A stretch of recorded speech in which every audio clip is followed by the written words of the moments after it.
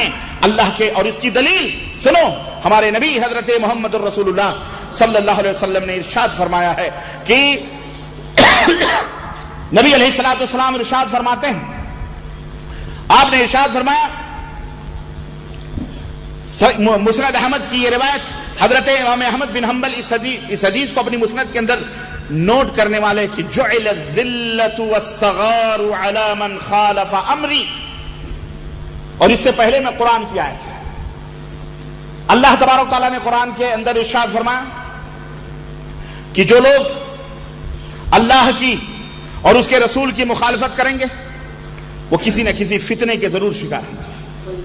فَلْيَحْذَرِ الَّذِينَ يُخَالِفُونَ عَنْ أَمْرِهِ أَن تُصِيبَهُمْ فِتْنَةٌ أَوْ يُصِيبَهُمْ عَذَابٌ أَلِيمٌ. انہیں چاہیے کہ وہ اس بات سے ڈریں کہ اللہ اور اس کے رسول کی مخالفت کرنے سے وہ ڈریں، اللہ اور اس کے رسول کی مخالفت کرنے سے ڈریں کہ کہیں ایسا نہ ہو ان تصیبہم فتنہ، وہ کسی فتنے کے شکار ہو جائیں. آج اللہ اور اس کے رسول کی مخالفت کرنے کی وجہ سے ہی ہم فتنوں کے شکار ہیں. ہم مسلمانوں میں کچھ گروپ ایسے ہیں جو قرآن کی آیتیں پڑھ کر، آیتیں سنا کر کے، وہ آیتیں جن میں اس دور میں مکے کی زندگی میں اللہ نے فرمایا کہ ہم نے قتال کی، جہاد کی اجازت دے دی، کچھ ملانے ٹوٹ پجیے جو الف کا نام کھوکھا بھی نہیں ان کو پتا ہے، وہ نوجوانوں کے درمیان گمراہیاں پھیلا رہے ہیں اور کہہ رہے ہیں کہ اللہ کے رسول صلی اللہ علیہ وسلم نے دعوت و تبلیغ کا حکم نہیں دیا، جہاد کرو جہاد.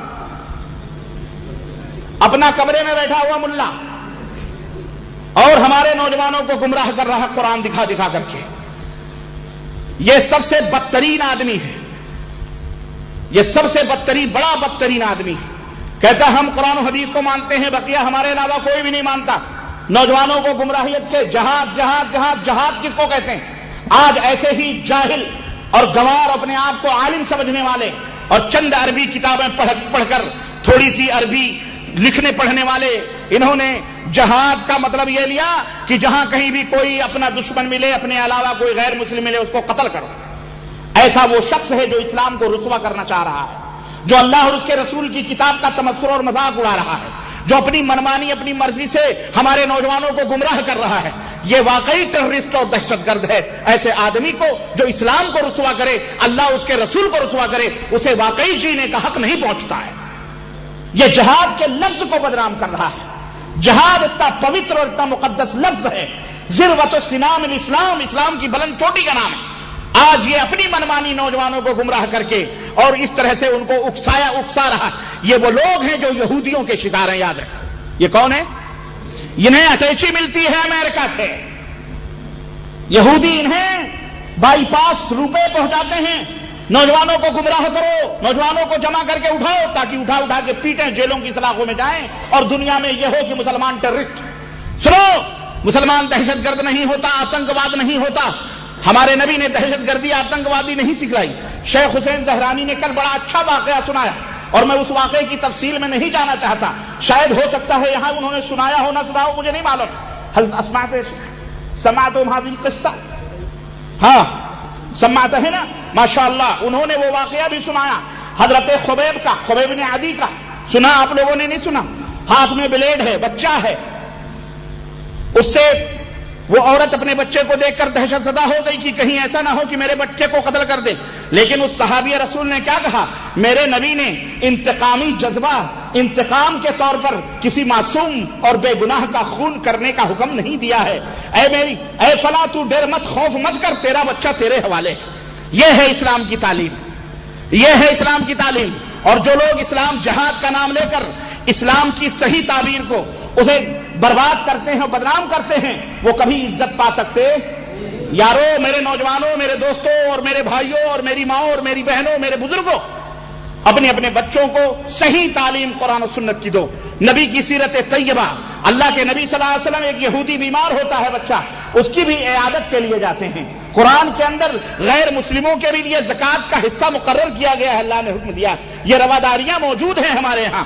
اللہ کے رسول صلی اللہ علیہ وسلم نے فرمایا تمہارا پڑوسی یہودی کیوں نہ ہو، جبکہ یہودی خنزیر سے بھی بدتر ہوتا ہے. خنزیر سے بھی ذلیل اور بدتر یہودی ہوتا ہے اور اسلام کا دشمن مسلمانوں کا دشمن ہے، اس کے باوجود بھی ہمارے نبی نے اپنے ماننے والوں کو یہ تعلیم دی ہے اور یہ حکم دیا ہے کہ تمہارا پڑوسی یہودی ہی کیوں نہ ہو، اگر تمہارے گھر میں کوئی چیز پکتی ہے تو بطور ہدیہ اسے بھی بھیجا کرو، یہ پڑوسی کا حق ہے۔ جس نبی نے یہ رواداری سکھلائی ہو وہ نبی بے گناہوں کے خون کرنے کا، بم بلاسٹنگ کرنے کا حکم وہ نبی ہرگز ہرگز نہیں دے گا۔ یہ کوئی شیطان ہے جو ہمارے نوجوانوں کو مس گائیڈ کر رہا ہے، گمراہ کر رہا ہے۔ اس لیے یہ موضوعات بتانا، قرآن اور سنت اور تقلید اور غیر اندھی تقلید کی طرف لوگوں کو روکنا، یہ اصل میں اتحاد و اتفاق کی دعوت ہے۔ آج فرقے میں ہم نہیں بٹے، فرقے ان مولویوں نے بانٹے، اپنی مسجدیں بانٹ لی، مسجد حنفی، مسجد شافعی، مسجد قادری، مسجد غوثیہ، مسجد فلانیہ ڈھکانیاں۔ ہم نے کہیں کوئی مسجد کسی کے نام پر نہیں تقسیم کی۔ ہم کہتے ہیں ارے بٹنا ہے تو کیوں بٹتے ہو؟ قرآن اور احادیث موجود ہیں۔ وَاعْتَصِمُوا بِحَبْلِ اللَّهِ جَمِيعًا کی صحیح تعبیر بنو، اللہ کی رسی کو مضبوطی کے ساتھ تھام لو، ٹکڑے ٹکڑے نہ بنو۔ ہمارے نبی نے تفرقے بازی کو حرام قرار دیا اور فرمایا کہ افترقت اليهود والنصارى على 72 فرقہ، یہودی اور نصرانی 72 فرقوں میں بٹے۔ ستفترق امتی علی 73 فرقہ، اور میری امت 73 فرقوں میں بٹے گی، کلھا فی النار، 73 فرقوں میں میری امت بٹے گی، سب کے سب جہنم الا واحدہ، سوائے ایک فرقہ، ایک گروہ، ایک جماعت کے جو کامیاب ہوگی، ناجی ہوگی، جنتی ہوگی۔ قیل وما ہی یا رسول اللہ، صحابہ نے فرمایا اللہ کے نبی وہ کامیاب ہونے والی جماعت کون سی ہوگی؟ قال ما انا علیہ واصحابی، اور وہ فی روایت ما انا علیہ الیوم واصحابی، آج میں جس پر ہوں اور میرے صحابہ ہیں، قیامت تک آنے والے لوگ اس دین پر رہیں گے تو وہی لوگ جنت کے اندر جائیں گے، باقی سب کے سب کہاں جائیں گے؟ یہ ہے دعوت۔ تو اتحاد و اتفاق پیدا کرو، اس میں قوت ہے، اس میں طاقت ہے۔ آج اسی افتراق کی بنا پر یہ مسلمان بھی ایک دوسرے کی مخبری کرتے ہیں، ذاتی دشمنیاں نکالتے ہیں، ان سے دشمنی، تو پولیس کو جا کے مخبری کی فلانے کا بیٹا ہے وہ بم بلاسٹنگ میں شریک ہے، اپنی پرانی دشمنیاں نبھاتے ہیں۔ یہ مسلمان اللہ ہی نے ہدایت عطا فرمائے۔ ایک دوسرے کی مسجدوں کے نام بتاتے ہیں جا کر کے مخبروں کو، سی بی آئی اور سی آئی ڈیوں کو، فلانی مسجد میں۔ میں نے یہاں تک سنا کہ ہمارے یاروں نے ہمارے نوجوانوں کو پریشان کرنے کے لیے اہل حدیثوں کا نام بتاتے ہوئے وہ بھی بتایا، بلکہ یہاں تک بتایا ہے کہ وہ نوجوان جو تشہد میں اپنی انگلیاں ہلاتے ہیں یہی لوگ ٹیررسٹ ہیں، یہی لوگ ٹیررسٹ ہیں۔ آج جہاں کہیں بھی پہنچا اہل حدیث، وہ اہل حدیث ہو ہی نہیں سکتا، وہ ہمارا منہج یہ نہیں ہے۔ ہمارا منہج نبوی منہج ہے جو اخلاق، محبت، رواداری، شفقت، رحمت، پڑوسیوں کے حقوق، ایک دوسرے کے ساتھ مل جل کر رہنے کا درس دیتا ہے۔ وہ اہل حدیث نہیں ہے جو ہے رفع دین کر لے اور آمین کہہ لے اور سینے کے اوپر نیت باندھ لے، ہم یہ سمجھتے ہیں یہی اہل حدیث ہے۔ نہ،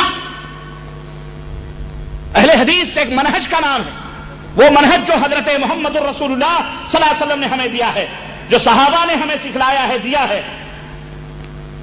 ہم سب کے حقوق کو اس کی جگہ پہ رکھتے ہیں، ہر ایک کے حقوق کو پہچانتے ہیں۔ اے نوجوانوں، ایسے گمراہ مولویوں اور ایسے گمراہ ادارے، ادھر آفس کھول لی، ادھر آفس کھول لی، وہ اسلام کا پرچار ہو رہا ہے، وہاں فلانے کا ہو رہا ہے، ڈکانے کا ہو رہا ہے۔ حیدرآباد اعوذ باللہ کچڑے کا ملغوبہ بن گیا، اور ہماری غفلت اور ہماری ناسمجھی کی وجہ سے ہمارے نوجوان ادھر ادھر بھٹک رہے ہیں۔ اور جمعیت اہل حدیث، اور بھئی جمعیت اہل حدیث کے لوگوں، غیرت کرو، شرم کرو، اٹھو اور اپنے نوجوانوں کا تحفظ کرو، ان کے لیے تربیتی کورس مقرر کرو، علماء کو شغال کرو، مسجدوں کے اندر، اداروں کے اندر باقاعدہ ٹیمیں بناؤ، انہیں کتاب و سنت کا درس دو، عقیدے کا درس دو، توحید کا درس دو، انہیں نماز، روزے، حج، زکوٰۃ، اخلاق، مروت اور اسلام کی جو خوبیاں ہیں ان سے متعارف کراؤ، تب جا کر کے ہمارا یہ حق ادا ہو سکتا ہے۔